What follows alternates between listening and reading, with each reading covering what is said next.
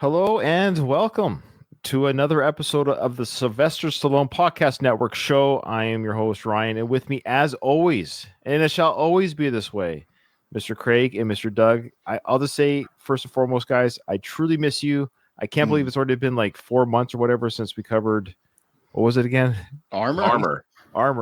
Has it been that long? It feels longer, in all honesty, because I've never wanted to think about that movie again. Mm-hmm. But it's been long enough that me and Doug have both had a birthday since then, Ryan. So you're the odd man out here. You're not part of the birthday club. Not yet. A year older. A year wiser. I don't know if we're wiser. Yeah, my big birthday's coming up in October, and I hope we record again before October, of course. But we are actually covering Sylvester Stallone's latest action movie. Can you believe, guys? This is released in 2025. We are doing current films.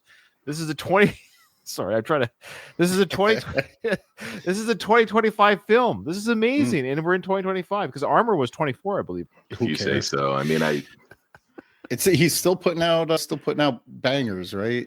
Yeah. The one thing that gets me through most of these films is the glory of knowing that I'm just going to talk to you guys after it. That's all of the fun for me. Okay. Full honesty here. Okay. And I'm probably going to feel like I'm ribbit on people, but who is going out of their way to watch these Stallone movies? Are there people that are like buying this day one? Oh, yeah. You got to figure there's somebody. And we actually run a Stallone podcast, and we're only watching this film, I think, because of the podcast. Would you be watching this film if you didn't have a podcast show? No, this would be one of those films if you're up Saturday night at 2 a.m. and you can't sleep and you go on Netflix in 2012, before Netflix really had a lot of great movies. Mm-hmm. And this would probably be one you'd be like, oh, that looks like it might be able to help occupy my time while I have insomnia. Mm-hmm. Yeah. And I'll say this, not as bad as Armor. Oh, Doug, that's the first thing that it shocked the hell out of me. Mm-hmm. I'm like, it's a movie. It's full of action. There's plenty of action in this movie. It had a beginning, a middle, and an end. Yeah, but it's all completely pointless. And I was trying to figure out, I'm like, if you slap like Expendables side mission on this movie, what makes it different than an Expendables movie? Because there were elements missing, because it just felt like this was like a nothing movie. Which isn't to say that it wasn't entertaining and it didn't occupy my time for 90 minutes. But at the same time, it's not just the fact that it's a non-Sly franchise movie. If you did put this out as like Expendables side mission, it's still not that level of quality, even though Expendables 4 was fucking terrible. Right. And I don't know what the missing ingredient is. Information is the missing ingredient. The story was incomplete, and obviously they left the door open for a sequel, which God help them if they do. We'll be there. There's too many agencies involved. I didn't even know that black guy was named Orland until like right before he got killed. Okay. You know. Spoiler for Alarum. Ryan, that's one of your guys too. Aren't you a big fan of the show he's on? He is on Luke Cage, and I thought he was on that show Evil. Didn't you say you watched that show? Yeah, I did, and I really like that show. Did you know it was him? As I watched it, I'm like, oh, that's the guy from the show Ryan likes. It threw me off at first because of his accent. He does a French accent or whatever, but I'm like, I'm pretty sure that's the dude from Evil and Luke Cage. So he actually is genuinely a good actor, but of course, as always, when given a good script and good direction. I will say that this guy was an Expendables level villain, because as the Expendable movies goes on, it got more and more twirly mustachy, and he did some twirly mustachy moments in this movie. Yeah, so his name, for the record, is Mike Coulter. Yeah. He did pretty good. I think he was probably having fun. You know, like he was having fun with the role. You could almost tell he knew that this was a straight-to-video type movie. Okay, so here's the problem with this movie. You're right. It's better than Armor. By huge margins, which I don't know if that's a plus for this movie or just really showcases how bad those other movies are. It's both. And that's what I'm trying to get at, is that the problem with this movie is that it's not Backtrace or Armor bad. It almost feels like it's trying to be. That's where it fails. Like I feel like it's all. Oh wait, are we watching a movie? Is this trying? is this like not a money laundering film? This might be a real film. Hold on, can I read the featured review on IMDb? Please. Dreadful film, terrible script, editing, and what's worse, a waste of two otherwise fine actors in Eastwood and Stallone. Would a director's cut save it? I doubt it, unless it was a complete reshoot. What a shame. Director's cut. Special effects are dreadful. Storyline, which it claims to have, is full of holes, and Scott's acting was terrible. I actually thought he wasn't the worst thing in this film. He was fine. If you're putting together a list of problems with this movie, he's at the bottom of the list. But you can also see why the guy's not a huge superstar either. You did mention the director's cut in that review, and I looked up this director to see if he was one of those money laundering directors. No, he's got like a legitimate career. He seems to have sort of a career. You're absolutely right. Well, he did. Well, he started off with one of his films called Twin Falls, Idaho, which was highly rated, 76% on critics and 76% with fans. So his first big film was kind of like, a critical darling, as they say. Michael Polish, the director of Alarum and then Twin Falls, Idaho. It was written probably by his brother, Mark. It's the same last name. Yeah, I think they get the same Wikipedia page. They don't even get separate Wikipedia pages. Oh, they're actually they're the Polish brothers, and they're twins. Okay. Interesting. So the first film they did together was about twins, but not just any twins, conjoined twins. So it was actually like a serious. Remember that movie with the Farley brothers called Stuck on You or Stuck on Me? What was that one called? Stuck on You. Yeah. So this is a serious version of that same movie. Yeah, and again, highly rated Sundance darling, 80% fresh on Rotten Tomato. So yeah, that was his first film. So hey, can you imagine doing that in 1999, and then 2025 you release Alarum? Like, what a trajectory! I guess he's still working. Yeah, you're right. A job's a job. That's just it. I almost feel bad for some of these directors. It's almost like they had this great vision of being something, and then you're right. Now they're just doing fast food movies. It's the same problem that happens with anybody. Think about your favorite band when their first album comes out and they're young and hungry and they're right out of the garage, and then transpose them 15 years into their career. If you maintain a career in any aspect of entertainment, your work is constantly going to get more and more homogenized in order to continue to pay your bills, unless you're a talent that is so supreme that like you can't be denied. Yeah. So he had 80% on his first film. Okay. 80% Rotten Tomatoes. Any guesses for the Rotten Tomatoes score for his latest film? 16. Under 10. Gotta give me a number. 8. 0. They couldn't find one effing reviewer to say something good about this. Laugh. I feel like a jerk for going so high. I think you both enjoyed it a little bit more than me, and I think the problem is we have Armor syndrome. I think that might be part of the problem. Yeah, I was comparing it to Armor the whole time. Me too. I remember I looked at my watch at 30 minutes in. I was like, wow, 30 minutes have gone by. I'm like, this movie's kind of cooking. But I would not even put these on the same shelf with this movie with Backtrace and Armor. Would you rather watch this or Spy Kids 3? Oh, Spy Kids 3. Okay. All day. What's another one I could pick? Sorry, that's probably too easy. Okay, this one or Expendables 4? Probably Expendables 4 just because of the names. Yeah. Here's the plot. One sentence. 2 spies go rogue so they can get married, but their remote cabin comes under attack from various intelligence agencies, each looking for a stolen hard drive. Okay. Yeah, that whole synopsis threw me off because it's not a remote cabin. It's like a resort. Yeah, they say resort. Yeah, no, and that was the first thing that threw me off. I'm like, oh, this is going to be one of those one set movies. Yeah, you said that when we read the synopsis of our last episode. No, it's a very public, open resort. And I think that's what sort of surprised me as well, Ryan, because the synopsis makes you think it's going to be an ultra low budget one set movie, and the synopsis lied. They spent all their money on locations and they cut corners on the special effects. You weren't impressed by the drone effects? Even like the grenade launcher, the grenades shooting through the air. That's terrible. Okay, yeah. That building was actually untouched.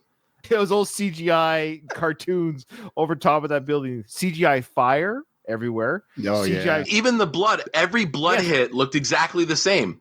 When the two pilots get killed in the helicopter, it was like blood splatter. And then it was like identical blood splatter. In fact, actually watch that scene again. Not only was it horrible green screen or whatever in front of the pilots flying the plane. But the gun that came behind their heads was CGI'd in. It was animated. Did you catch that? It wasn't even real. They didn't even have a guy behind them. How hard is it to get a gun pointed behind someone's head? It was animated. Like it was CGI'd or weird. It was like blue screen over blue screen. That's hilarious. Okay, so we know that it was Orland that shot this plot. The pilots were DEA pilots in a plane of sorts flying over the same resort where Scott Eastwood's character was holed up with his wife. These are the two spies that they're kind of like Mr. and Mrs. Smith at the beginning of the film. That was the whole idea there. That's the first thing I thought of. Mr. and Mrs. Smith. And I guess they were both contracted or enemies at the beginning of the film, but they ended up getting married, falling in love, and now they work together. They're at this resort. She was working on a mark. Do we ever figure out what the mark was for or why he was a mark? I almost wonder if it was one of the guy from the couple. And then I love how the guy's wife gets blown away and there's just no mention of it to him. Does he ever find out during the film that his wife is dead? No, that's that part actually I went, whoa. Yeah. So Orland, played by Mike Coulter as well. Yeah, he blows away this civilian to show that he means business. Then you're right, Doug. That was one of the we're going there moments. So his wife gets killed on this tour hike that Scott Eastwood goes with her. She stays behind to work with the mark. That's why they got split up. But he never gets the news that his wife is dead. We never see that on screen or anything. Yeah, saving that for part 2. Maybe. But what did we figure out why he's a mark? What was the goal for that? Because they wooed this couple. Remember they did. So are we all agreeing that he was the target or what? Yeah, he was the mark. Oh, okay. That's why she stayed behind. That's why she stayed. I'm not going to go on the hike with you guys. Him. She stayed behind to protect him. From who? Yeah. The headquarters guys later on were talking about this guy and how he works for a bank that's doing something with money. Oh, but what does that have to do with the flash drive that they were looking for? At the point they went on the hike, there was no danger yet, aside from did she check the radio? She went in the bathroom and checked that radio before they were supposed to go on the hike. And there was some message. Burner phone, radio, text message. It's like a walkie-talkie, right? It was like a Palm Pilot. Who was she talking to? Okay. Again, I think, Doug, that might even be movie number 3. If Escape Plan got 3 movies, why not this? It was very convoluted. Would you rather watch this movie again or Escape Plan 2 or 3? This. So Alarum is some agency that's not connected to any specific government. That's right. It's all rogue agents that have the same the same philosophy. They want to disable, take down the communications or something, or take down the oligarchy. Is that their? No, basically disable organized covert operations, like the CIA or or MI6 or all that kind of stuff. That is the name Alarm of the film. That's the group that she's a part of, and I guess he joins it too. The one pilot, supposedly this was a DEA plane, but the one pilot was also part of Alarum because he had the same tattoo as her. Oh, that's the Alarm tattoo. I didn't know that. I didn't know that either. I did it. That's right. It was shaped like an A, like a triangle. You're right. Doug, man. Doug's the Alarm whisperer. He's got this all figured. Yeah, I got it all figured out. I watched it at 1.5 times speed too. I had it up to 2 at one point, Doug. I'm not going to lie. The talking head scenes where the 3 bozos are in the dark room. Oh, yeah. I kicked it up to 2.5. Or to 2. I maxed it out. Oh, that's hilarious. I would think we all did that. Hey, I got a busy life, man. I was like, I can watch this movie in 70 minutes instead of 90. Absolutely. Yeah, you killed it. It's funny. So the plane was taken down by Orland. We find out later that he's the one that shot both pilots in the back, and he said he was the only one with a parachute. Why the other pilots didn't have a parachute for them, I don't know. He jumps out with the parachute off screen. We don't know it's him until later when he reveals that. But the hard drive that he wanted was in the gut of one of the pilots. Yeah. Why didn't he just shoot one of the pilots, tell the one that has the hard drive in his gut to safely land the plane somewhere, then kill the guy, sure, and then gut him and take the hard drive and off he goes? I think they were showing an expert, spook he is. Why was Orland in the plane shooting those guys? What was his purpose for killing the pilots? I think he was looking or assumed the drive was there, but he didn't physically see it. He didn't have the depth of knowledge and experience that So Scott why didn't Eastwood he had. still shoot one of the pilots and have the other one land the plane and interrogate them? Where's the hard drive? Did they pick him up midair? Was he a passenger from the very beginning? Okay. None of it makes any Guys. sense. Okay, so we'll talk a little bit about the actors that we talked about. Mike Coulter, great actor. He was, despite the plot holes that he was involved in, he wasn't boring to watch in any of the scenes. Like, he's hamming it up. He was self-aware that this is kind of a straight to video, maybe some streaming service, whatever movie. If anyone does watch like us, they're not going to be embarrassed by him. His French accent was okay. Maybe he's from Paris, maybe. Yeah. But I love how this guy was, he's a baddie, right? Even the other agencies are afraid of, Orland's here. So yeah, Mike was fine. Mike Coulter was just fine. But below him in the credits was the wife of Scotty. So her name is Isis Valverde. Okay, do you recognize her? Hold on. Who? What character?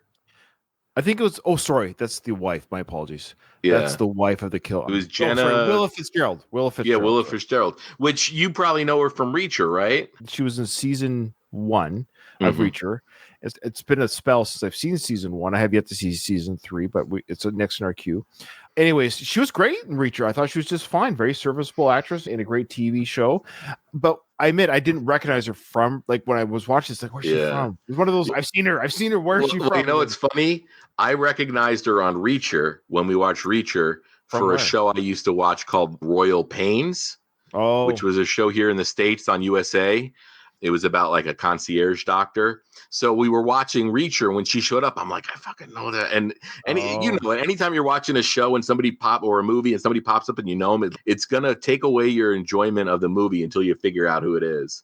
So it's funny when she popped up in this, I was like, oh, it's the girl from Reacher and Royal Pains. And she's doing good. She was in another show that I saw on Netflix called The Fall of the House of Usher. That was a great little miniseries. I don't know if you saw that one.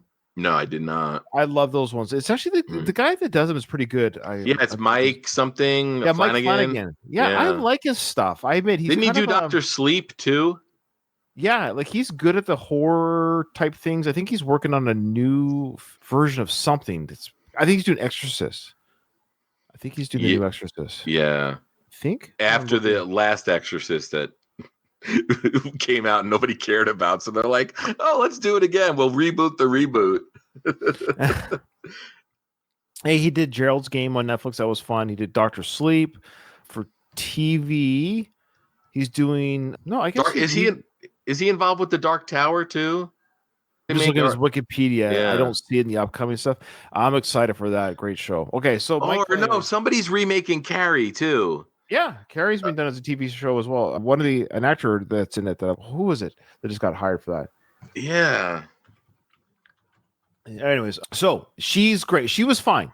However. Oh, hold on. Mike Flanagan is going to be the showrunner for Carrie. Okay, cool. And Summer H. Howe is reportedly negotiating for the title role. And Sienna Agudong has been cast as Sue Snell. And they're filming in Vancouver, Ryan, in the summer. Carrie, you said? Carrie? Yeah. There's another cast. Who else is in it? A name that I was, they're in it. Just excuse me. Oh, maybe the mother, whoever the... Yes. Is it not Julianne Moore or something like that, is it? She's too big for that. Oh, boy. Anyways, it'll come later. We're trying we're waiting for Doug anyway. Yeah, okay. Who is it? That's driving me crazy. Television, let's see. Amazon Prime series. It's going to be 8 episodes only. That's great. So it's going to follow the book probably pretty closely. Yeah, it only says here Sienna Agudong. That's probably going to play Carrie. And she's playing Sue Snell. Oh. And then Summer H. Howell is playing Carrie, but they don't say anything about her mother. And I mean, okay. And this is on the wiki page. It's funny. I saw it on my Facebook. I swear it was in the algorithm. Anyways, it'd have been one of those BS FX pages or AI pages now, where they make like the fake poster. They say coming next year, and it's like the Grinch 3 or whatever, and people fall for it and they get whatever clicks they need. I like to think I wouldn't fall for this. This one seemed legit. I could be wrong. Okay, so Doug, we're just talking about the actress who played Agent Laura. That was Scott Eastwood's wife. Her name is Willa Fitzgerald. She was lovely, and she's doing very well. She's in another Netflix show in the main role called Pulse. It's a medical drama, so she's doing good work. She's got work, anyways. I remembered her from the first season of Reacher.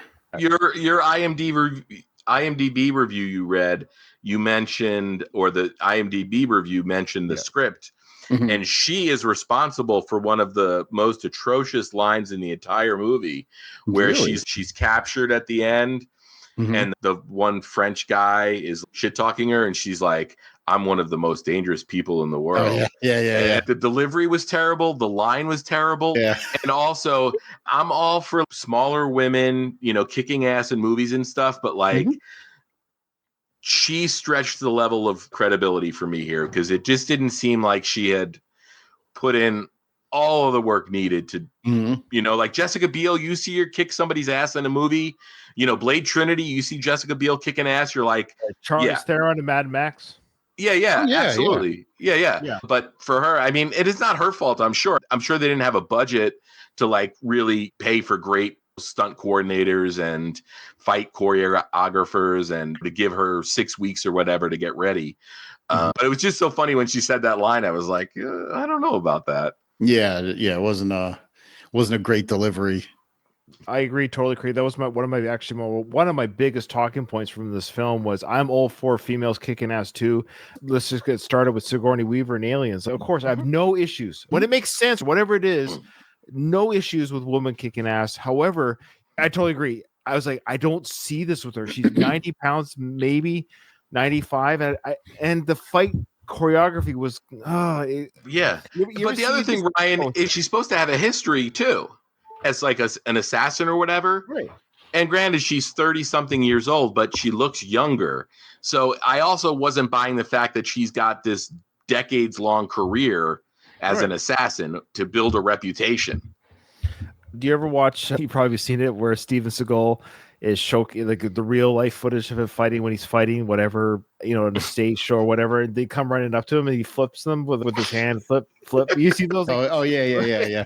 That's what I felt like it was with her. I was like, how come she's able to just, every guy that she beats up, she's able to just grab and flip, grab.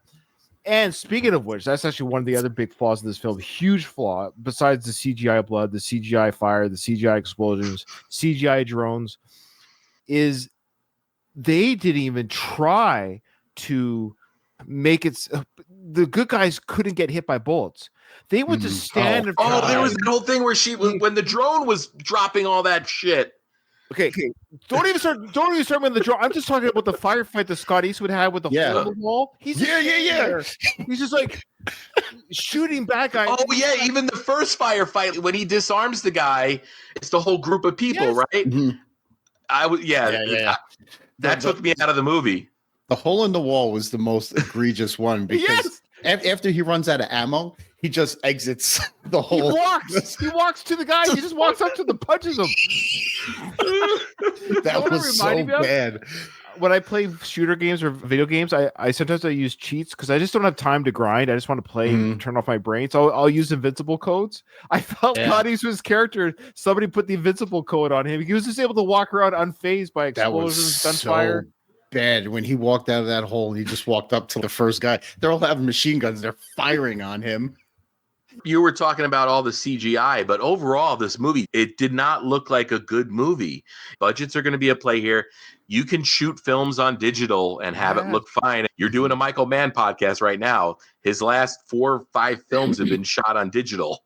So we know what the medium's capable of, but this looked like a sci-fi show, the Sci-Fi Channel. It just hurt. Like, I'm not a film snob by any stretch, but it hurt my eyes to look at this image.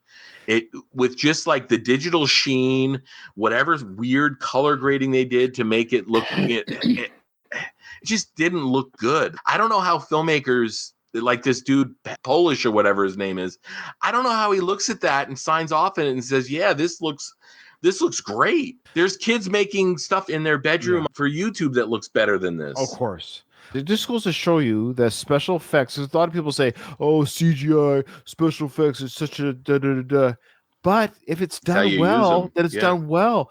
It just goes to show you that even though they're using CGI and special effects, it's done poorly. I would rather that they use special effects, but it looks good. I can't believe that people with their Apple iPads or whatever can't come up with. I know they can. People, like you're saying, people will literally for fun as a hobby will enhance like old Star Trek films or Star Wars. I've seen them do like Star Wars footage and make their own CGI like enhancements with their own. Did you see that dude that took the Darth Vader fight with Obi-Wan from the first Star Wars movie and he like he modernized it? Yeah, like terrific. That was some dude at his house. Like exactly. He had his own what did it cost him? Whatever time he spent working on it. I'm sure he's got the same software. That software costs money, but even an iPhone now, you can put explosions in iPhones. But I noticed that every gunshot, was CGI suppression fire. Did you catch that? Oh yeah, old CGI. Which is fine, Ryan, because on a movie this caliber, you don't want anybody firing even fake bullets. One accident is too many accidents. Yeah. I agree, but that's what makes me. I can't wait to cover Heat on our Michael Mann journey, and because I know it's the big scene that everyone talks about, but there's a reason why it's so effective because it feels like you're watching. That whole scene in Heat is the sound design. Yes, because Mann insisted on having it sound like real M50s or whatever they were firing, or whatever guns they were. But yeah, the other thing though, this gets back to the blood spatter too, Ryan. It's like they had the same gun flash. Like they didn't even create like 3 different ones that they just cut and paste over top of the same one though. And every gun. Yeah. Handgun, machine gun, grenade launcher, drone. Okay, the drones, guys. Whoever bought those models, return to sender. There is no drone that I'm aware of that misses. Yeah. I can't believe how much the drone missed. The inaccuracy is unreal. And then on top of that, I love how when the drone fired missiles, the explosion that the drone screen showed was a yellow, like it was a colorized version of an explosion. Yeah. It shows like the night vision of the footage of the drone, but when the explosion hits, it was like yellow fire. No, I've seen drone hits, and 2 things. In all reality, drones do not miss. And when they hit, it levels a radius. There's no the radius alone. So even if it missed the Jeep the way it was missing the Jeep, the radius like damage would destroy the Jeep. There's just no way anyone's walking out of that.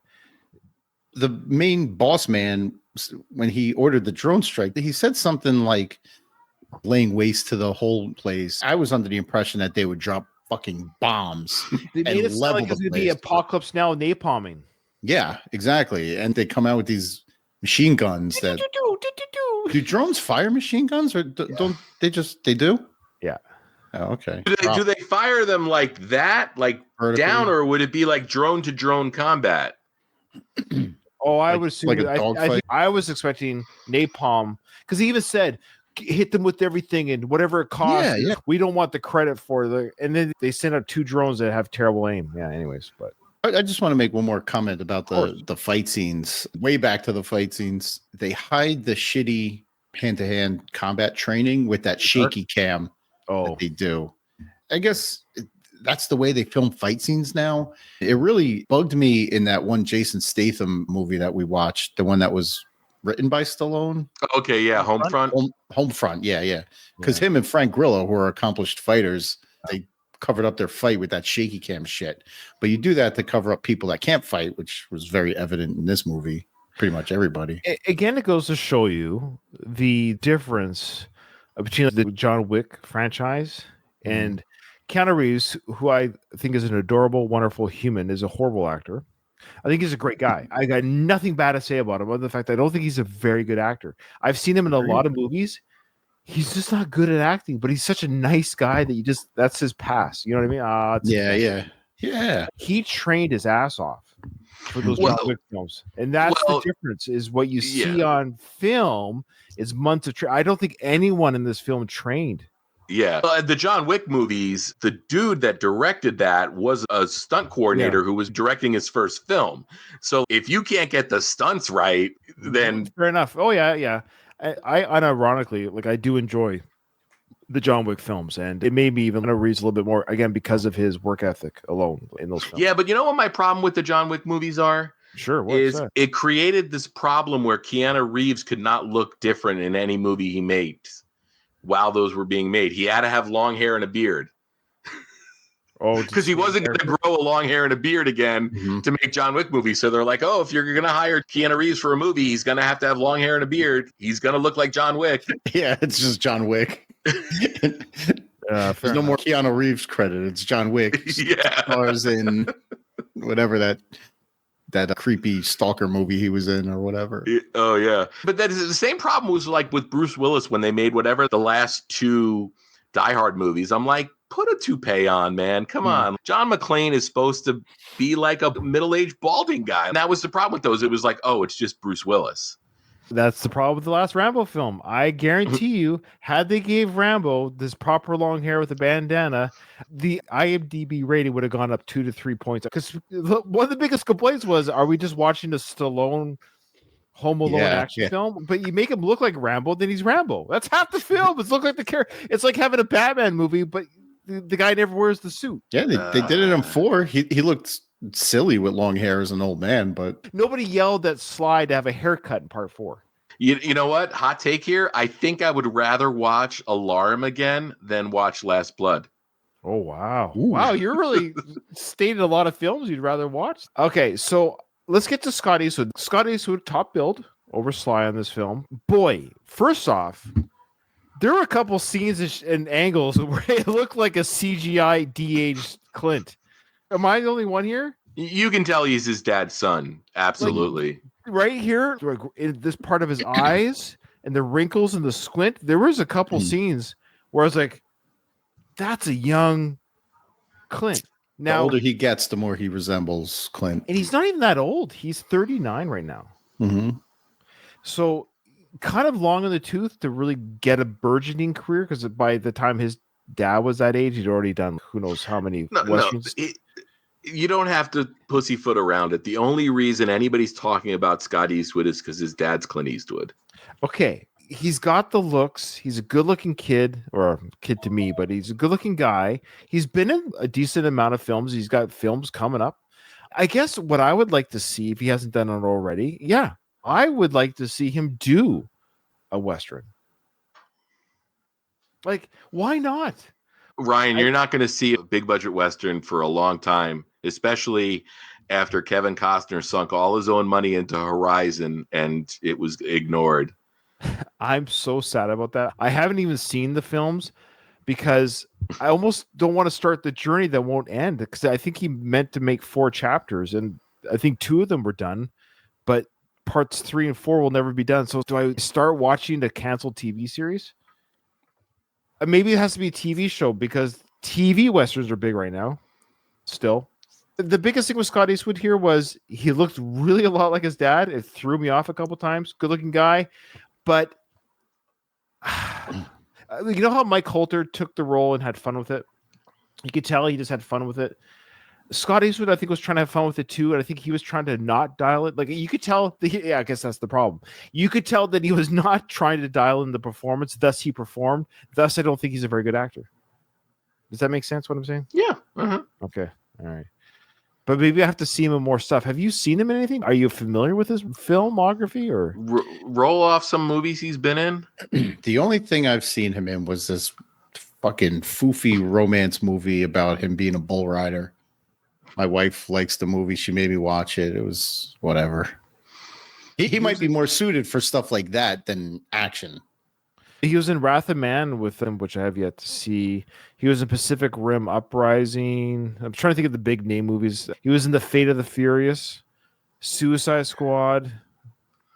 Those are big names. I don't remember. But I don't think he had big roles. Yeah. He was in Texas Chainsaw 3D in 2013. He was Invictus. Gran Torino. That was his dad's movie. Wasn't Invictus his dad's movie? Yeah, it was a soccer movie, wasn't it? Yeah. Gran Torino Rugby.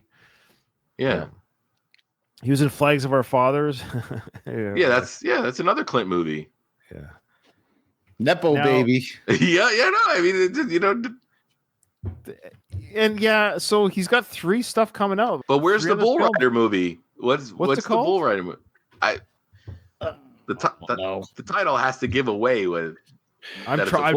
The Outpost. No, that's a war movie. No, Overdrive, Live by Night, Snowden. I'm trying to. The Longest Ride, maybe. The Longest Ride. Yeah. That one. It's a American romantic drama film directed by. 2 hours and 20 minutes. Goodness. Holy smokes! Oof. I felt every second of it. the longest movie. The longest movie. He had the starring role in it. Yeah, he had the top bill. Lolita Davidovich. She's in it. Britt Robertson played his love interest. So there you go. I don't know who that is. Alan Alda's in it, I think. Yeah, I saw him in the little thumbnail. Yeah, he's my least favorite character on MASH. Little do-goody. All right. Okay. Now, yeah. So Scotty Swift, sure. He was shown up by his wife, quite frankly. And that's the thing is like really the actress that played his wife, and she got a lot of the kick-ass. For whatever reason, they wanted to make her the kick-ass star of the movie. She had all the hand-to-hand combat. That tracks for a movie made in the last 5 years. There's always been a focus on trying to create the next big female badass. Mm-hmm. Finally, guys, the reason why we do this podcast, the star of this movie, the star power, I should say, of this film. And I thought for sure he would have 2 lines or 3 lines a la Back Trace, Yeah, one day shooting. Armor was a 1-day shooting. Yeah. No, he was on this set for a while. Yeah. But the one thing I wanted to ask you guys, is he bringing his own clothes to the set? Because I swear, his own cigars for sure. I swear that outfit, I've seen that in the other movies we've talked about. Oh, probably. The long sleeve button up shirt with the t-shirt under it. Did he walk off the street and be like, "Okay, let's shoot"? I think so. I will say this though, he looked good in this movie. I don't know what his routine is, but his eyebrows. I don't know if he was in between whatever treatments he does or whatever, or pulls. But I thought he looked good. But we were talking offline in the Last of the Action Heroes chat today, actually, about my big problem with a lot of these Sly movies now is, so he plays a government contractor of some kind. Yeah, he's playing another gray area character. This is another. Yeah. But the thing about it is, and Doug can speak to this probably, who's hiring a guy pushing 80 to do this kind of work? I mention it every time. I understand at this point, even if Sly is playing 15 years younger, it's still a guy who's 65 years old. Still too old. It's insane. Every time we see one of these movies, I say there's no way that this guy is still doing this at his age. He's actually fighting with heavy artillery machine guns. Just walking like it's a 78-year-old man. I mean, it's impressive, but you could tell the gun that he was holding was made out of plastic. Yeah, he was swinging it around way too easy. It wasn't metal. Like it was a prop made out of plastic prop. This movie would be fine and harmless, but as soon as you attach Stallone to it, and I hate to say this, but between the last, 4 or 5 movies, he's seriously damaging his legacy. Bruce Willis had a fucking excuse. He was trying to get as much shit done as he could while he still could to provide for his family. But Sly, it's like, why? I understand he's got his daughters that are used to a certain kind of lifestyle or whatever. But I watched this and it's legacy hurting type of stuff, in my opinion. I thought the same thing watching this. This is the same guy that gave us Rocky. It's weird. It's weird. Not even the same guy that gave us Rocky, but even the same guy that gave us The Specialist. And The Specialist isn't a great movie by any stretch, but it's almost if you saw like Jimmy Page put out an album with a subpar garage rock band. You reach a certain level as a professional where things are beneath you. Mm-hmm. And the thing that's sad about it is Sly's even referenced this in his own fucking movies, where he references that Father Time's undefeated, but he still acts like he can beat him. I like how his character has this. He's a legend, Yeah. Oh, let's call in Chester. Oh, we can't call in Chester. He's too messy. But was he like? Because it seemed like he was more about just injecting people with this poison. What was the vaccinated everybody in this film? He's going around giving everyone the COVID shot.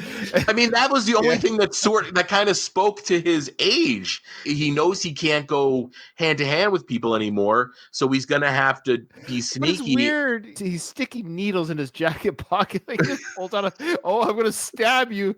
I'm actually watching Dexter right now with my wife. We're finally on New Blood. And we finished the original series. We're on the reboot, which we're loving very much. And it reminded me of Dexter with his horse tranquilizer or whatever. Every time he gets people, so this is like Dexter in 30 years. It was a weird turn of events. He basically poisons people. Okay, so Sly's character poisons the helicopter pilot. He somehow asks him if he's married, right? Yeah, he goes, do you have a family, kids? Because he only wants to kill not a father or a husband. He's killing a bachelor. But he also wants to test it out. Why not just some bum on the street, some fentanyl addict on the street? Why does he have just trust that it's going to work? I know. The worst thing that can happen is it doesn't work and he's still walking around after an hour. I actually thought, until he pulled the syringe out, I was like, is this going to be another scene where like the passenger kills the pilot? Who are these maniacs that are killing pilots of aircrafts they're flying in? One helicopter pilot was killed. 2 airplane pilots were killed. So the writer of this film does not like pilots. Why did the helicopter pilot die outside of Sly's apartment? That's how long it took for the... But why did he go to the apartment? Yeah, why was he in Sly's apartment in the first place? Was that a hotel or a hostel or something? Like, that's where he was hanging out, it seemed like. That was his room. He had to go freshen up in the hotel room, I thought maybe the pilot had a room of his own. But it shows him stumbling out of the building and Sly watching him die in the middle of the street. And then people just standing around talking about the body. No ambulance. There's, body in the street. And it was almost like the death of the helicopter pilot distracted the public from seeing him carry his gun to the store across the street. Did you catch that too? That whole scene was very odd. And what did he go to the store for? Maybe I was watching it on too fast a speed at that point. But he goes in the store, he goes behind the register, and then he goes out. Did he take anything? What was the purpose of that? So I feel like the killing of the helicopter pilot did 2 things. Tested his drug to see how fast it would kill. Why it was done there, I'm not sure. We don't see him inject the pilot, so we don't know exactly when the injection took place. Pilot stumbles out of the building, dies in the middle of the street. And with him in the middle of the street, he has the public around him acting as a distraction for Sly's character to sneak into the store. I also don't understand because the guy flying the helicopter and he's just like, ow. And then Sly's like, yeah, you got to come with me now for the next hour. I got to monitor you. That's what I mean. He got pricked with the needle. You're right. Hey, man, what the hell? Yeah. And then did he kidnap him? Did he go with Sly willingly? And so how did Scott Eastwood's character switch the drug from the needle? I know it was explained at the end of the film. So when Sly's character, spoiler, at the end of the film is dying with the poison switch that Scott Eastwood's character, I actually thought, oh, wow. Sly's gonna die. Yeah. Okay. Did you actually think just for a second? Wow, they're actually. Thought he was gonna die on screen. Yeah, like he never does. When's the last time he died on screen? Fist. Oh, shit, you might be right. Yeah. When's his last death on screen? I thought we talked about this. I know Fist, he got shot in the stairwell, and he hated that. He to this day wished that never had. You're making a John Gotti, a Jimmy Hoffa inspired movie, and you don't want to get Jimmy Hoffa. I was wondering, he made it through Expendables 4 too, right? That was that's right. We thought he died. Yeah. No, he's back. He's alive. It was spoiler alert. The last film I think he was properly killed in was Fist. That's hilarious. Yeah, I didn't think he was going to die at the end of this one. We talked about an antidote. But the other funny thing is we talk about shitty writing, and this is when I get mad at Sly again. So he goes to load up his needle in the bathroom. He tells Scott Eastwood he's going to freshen up, which is like the kind of shit you say after you get home from dinner with your girlfriend or wife. I'm going to go freshen up. So props to Scott Eastwood's character for realizing he was up to something. So he comes out of the bathroom. Scott Eastwood's got the gun on him. And then I guess he takes the syringe away, and then they go to the window together, and Scott Eastwood still got the gun in his face, and he goes, "Get that gun out of my face. I'm trying to help you." Are you? You literally just showed that you were gonna attempt to kill him. Mhm. The writing was just like, the writing was bad, but I will give a little bit. That's what I mean. I feel like even Sly showed up a little bit. I think he was trying to give a little bit of character to the character, just a little but it has bit. to make sense. It does have to make He could have sense. even said, "I know I just tried to kill you, but at least I'm trying to help you," or something like it. It was an odd film, odd all around. See, the thing is, again, I think there's a part of the crew, the director, and even the actors that thought, man, we might be making a film here. We might have a movie here. And that's what makes it really bad. So it's not Armor bad. Armor, you knew, one day shoot, like Sly's there for one day. Okay, so no one's thinking we're making a film. This one, I feel like they were making a film, and it took a couple months to make too. For a small independent film, it was like February to May, so it wasn't just a weekend thing, right?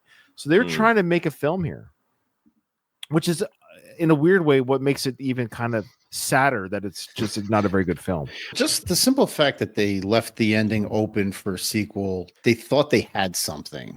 Remember, Sly gets the antidote from Scott Eastwood's character. I'll join your team. I need you on my team. So the idea that there's gonna be more adventures with these three, right? Yeah, and But they're I'm thinking going to to myself, take down. 83? Come on. They're going to take down the boss of the deep state. It's oh my god, I can't fathom a part 2. Okay. So, what's your recommendation? We didn't recommend Armor. We didn't recommend Backtrace, if I remember correctly. Are you actually legitimately going to recommend this film to a Sly fan? I would, in the fact, but I would have to present it like this.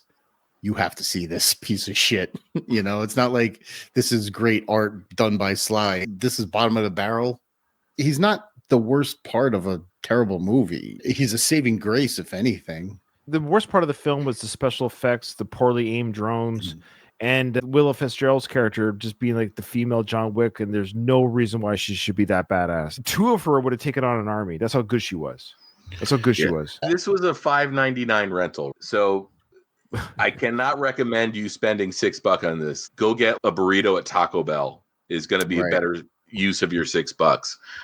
My analogy earlier in the episode, 2 a.m. on a Saturday when you can't sleep, and this is on Netflix, which you're already paying a subscription for, or Tubi even. Right. Yeah, it might be worth a watch, but I would not recommend anybody spend hard-earned money to watch this movie and support this movie and acknowledge this movie. So the IMDb rating on this is lower than Armor. 3.7, right? Wow. Alarum is 3.3 from user ratings. And how many does it say? Armor was 3.6, by the way. Yeah. 2,500 people. That's a good draw of the public. 3.3 for Armor. We had 3.6. For all intents and purposes, that's a good pool of people for both films. So more people rated Armor though. So here's the thing. Yeah, so here's the thing, Ryan. Most people watched Armor and said, I'm not getting fooled again. So less people watched Alarum, and those same people rated it. Anytime you're below 4, what did you say? It's 3.6 versus 3.7 or something? Alarum is 3.3. Yeah. And then Armor's 3.7? 3.6, yeah. You're under 4 at that point. If you're going to a restaurant, all right, there's 2 restaurant choices, and they're both shitty restaurants. Does it really matter which one you choose? It's going to be which kind of food you like. Do I want to go to a shitty pizza joint or a shitty Chinese joint? You know they're both going to be shitty. Yeah, it's sad. It's sad. Armor should have been a career ender for most people. That movie should have ended careers. I just don't think we should expect anything good from Sly from here on out. Is this it, though? Is Sly doing these films without the brain problem that Bruce has? Is that what Here's the thing that frustrates me is because I don't know if it's Sly not wanting to give himself to a real filmmaker. And I almost feel like Creed 1 and Creed 2 were the last movies he did that. And we know how he feels about those movies now.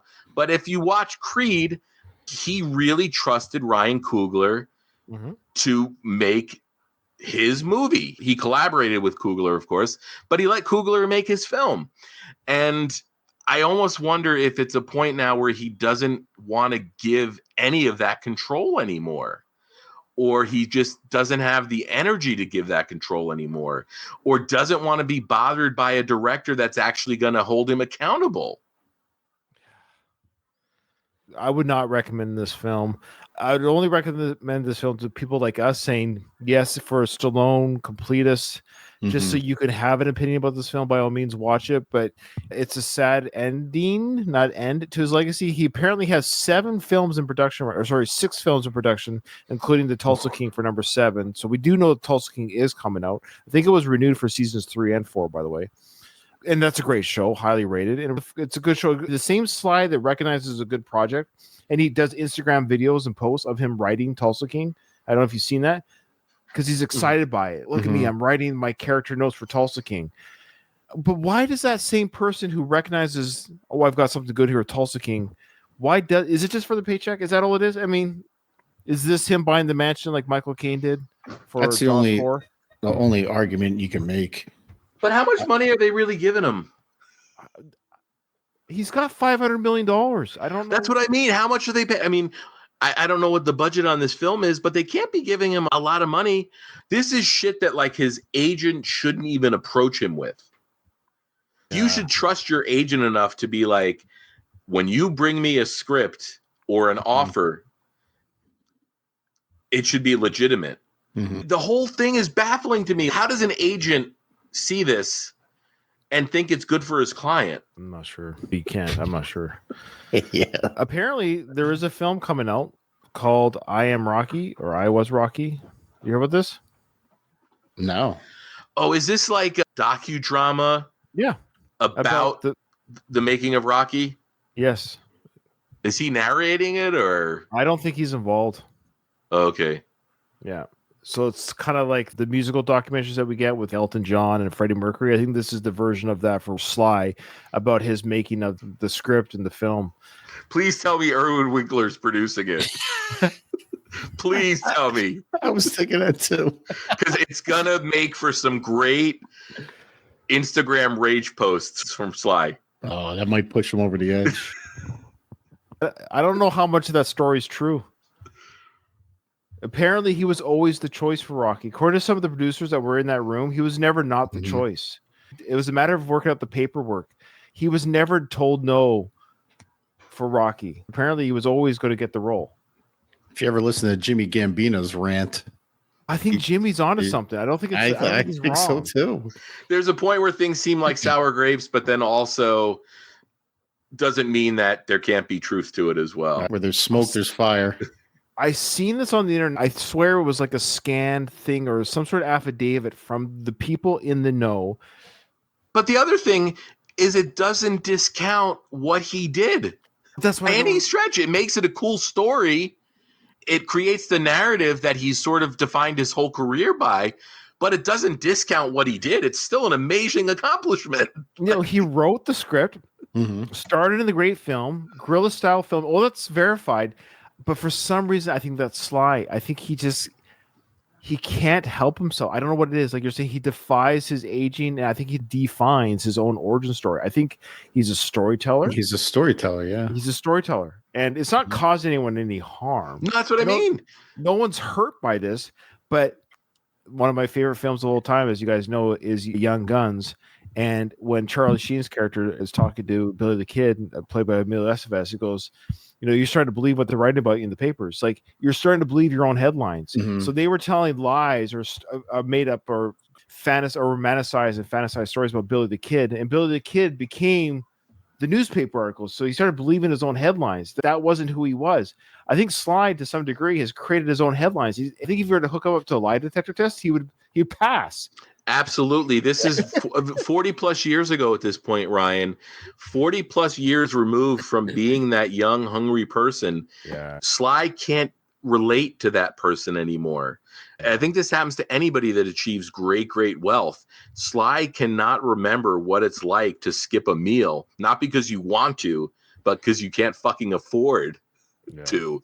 And he was that person at one point, but I think people create those stories in their head to make their achievement that much greater, and that anybody can do it, because a lot of celebrities love feeding this fucking illusion to people that if you just put your head down, roll your sleeves up and work really hard, you can be like me one day.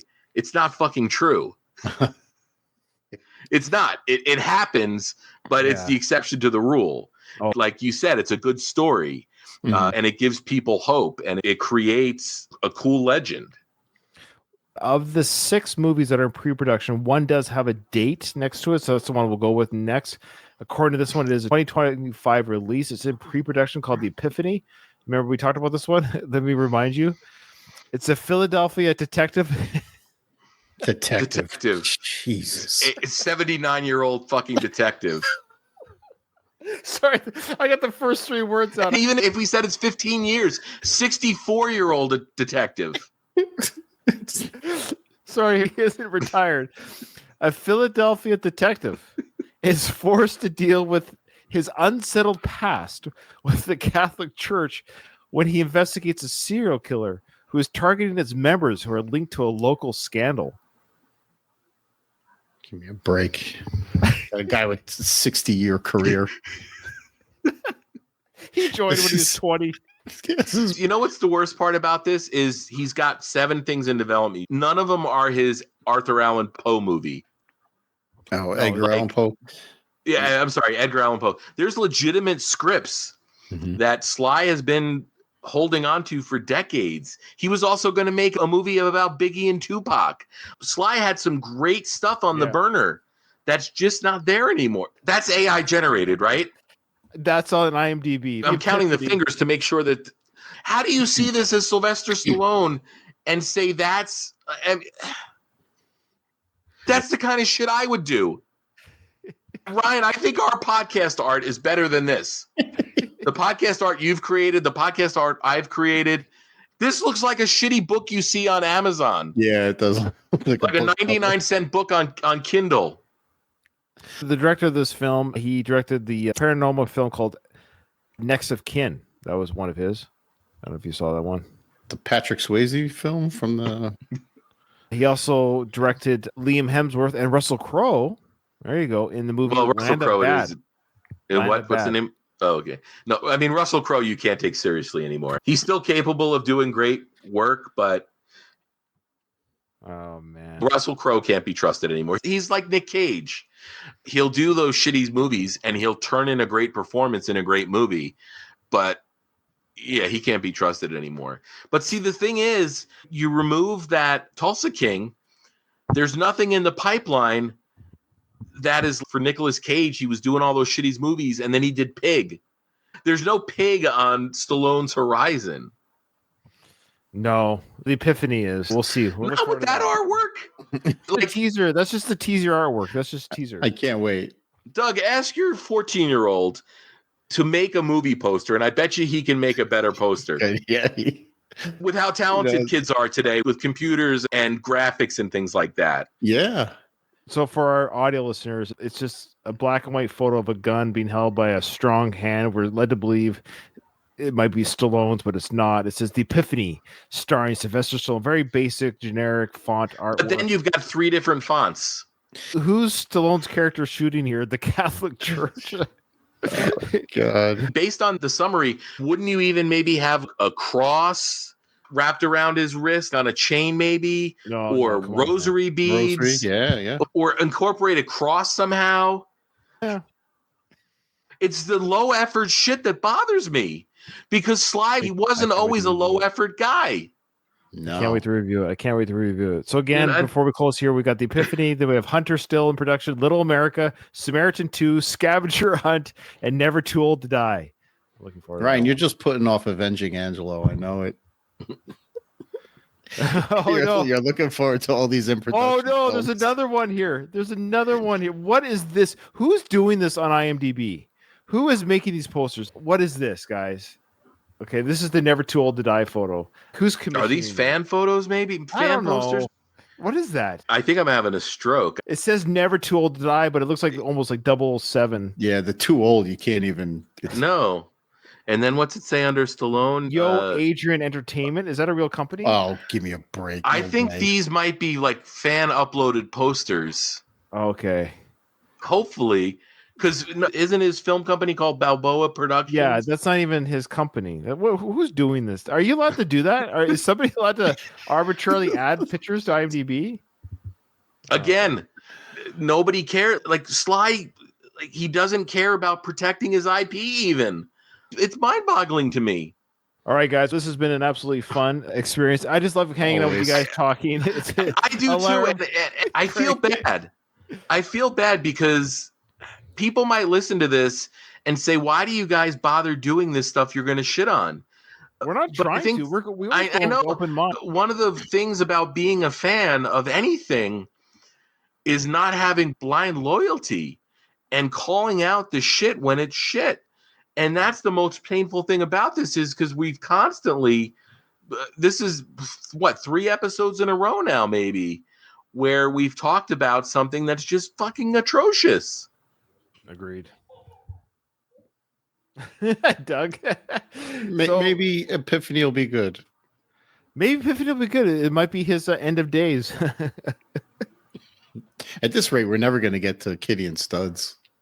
We will. When Sly dies and his films end, like eventually his films will have to end. We'll get to it. We'll live longer than Sly does. I like to hope so. Ryan, we're on the cusp of AI.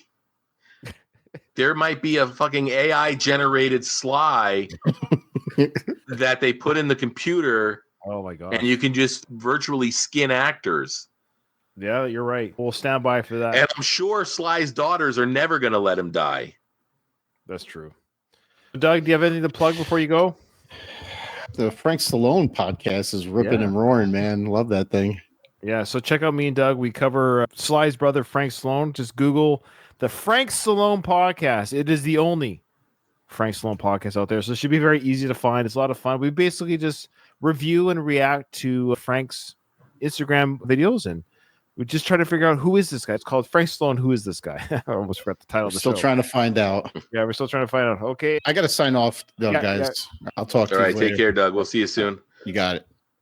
Most people know you can hear my show, The GOAT, a Brian De Palma fan podcast, as part of the Director's Chair Network. And actually, I'm overdue for new episodes because my computer stopped working. Oh, no. So I went a couple weeks without a computer, which you can do in 2025 when you've got a phone on your hip. But I finally got a new computer and we'll be putting out fresh new episodes, including some guest episodes of the GOAT, a Brian De Palma fan podcast. But if you haven't already, look up the Director's Chair Network, where you're going to get all of Ryan's Zwix Flicks season. And now you're covering the Michael Mann movies. You'll get GOAT episodes that we're posting. And Katie. And Katie with her John Hughes. I think Uncle Buck just came out. Yeah, so Uncle Buck and the Breakfast Club is on the network now. And we thank Katie for joining. It's a temporary joining. She wanted to make sure I said that it's just because she's covering John Hughes. Maybe she'll do it might not be a director next time. Yeah, but one of the things we are going to do on the Director's Chair Network is we're going to do films from, I think we talked about it, actors or actresses who aren't necessarily known to be directors, but they've directed a film. I find that kind of interesting when this one, like Dan Aykroyd has directed one film, for example. I find that Nothing But Trouble, right? Is it Nothing But Trouble? Yeah, I think so, exactly. So I think it'd be fun to investigate a season of actors turned directors, but then it didn't really pan out type thing. All right. Yeah. Thanks, Craig. Thanks, Doug. Doug had to go off, and just for what do we call it? Just for behind the curtain here, Doug is about to have another baby. So exciting. Yeah. But again, to get a little serious as we end this podcast, I do want to say that you're listening to 3 people that are fans of and really admire Sylvester Stallone. We wouldn't do a podcast about the guy if we didn't believe that he was a great contributor to the history of Hollywood. Yeah. And it's getting harder and harder to remember why we admire Sly so much, but we do. We do. Yeah. And I'm looking forward to our next episode. It will either be one of his newer releases, if it takes us that long to get another one out, or it'll be, we've talked about, I think Shade was the one we were rolling around. Yeah. I can't wait to talk about Shade, man. So I think that might be our next one, because I don't think he's going to have a new theatrical release until probably end of year. All right. Yeah. Awesome. Thanks, everyone. Take care.